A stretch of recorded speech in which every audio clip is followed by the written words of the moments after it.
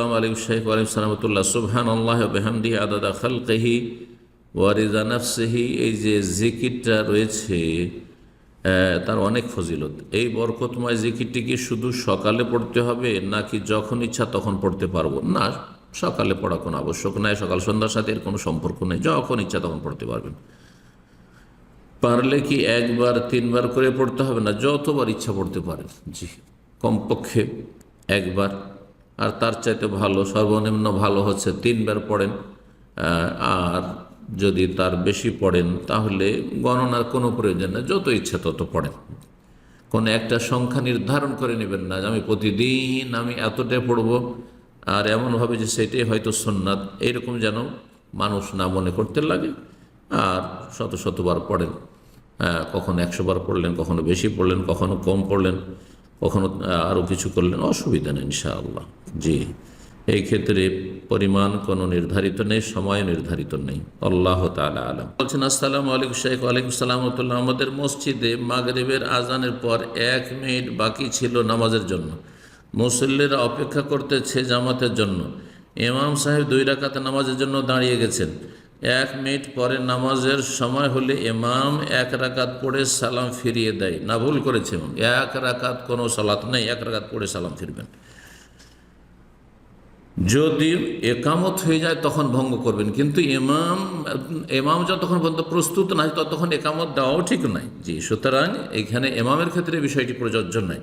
অন্যান্য মুসল্লিরা কেউ হয়তো সুন্নত পড়ছে আর সে একামত শুরু হয়ে গেল, তখন সালাত ভেঙে দেবে, কিন্তু সেই ক্ষেত্রে সালাম ফিরবে না 1 রাকাত পড়ে, বা এমনিও সালাম ফিরবে না, এমনিতে ছেড়ে দেবে।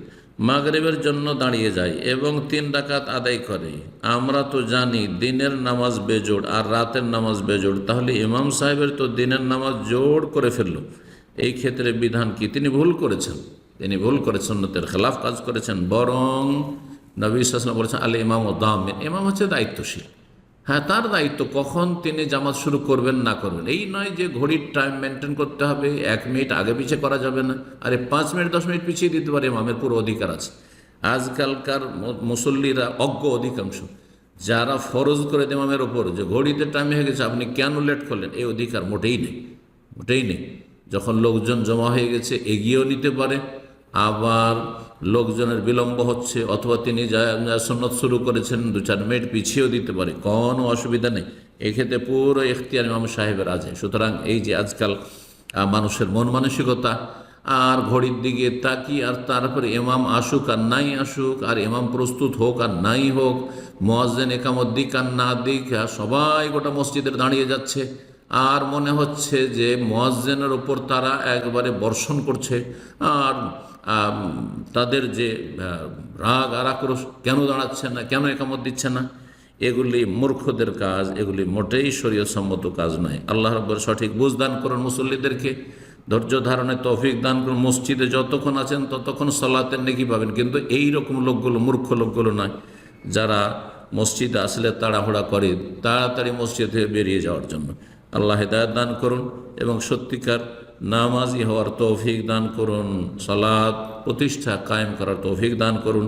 আল্লাহ রাব্বুল আলামিন সমস্ত অনিষ্ট থেকে হেফাজত করুন, বালা মুসিবত থেকে মুক্ত রাখুন।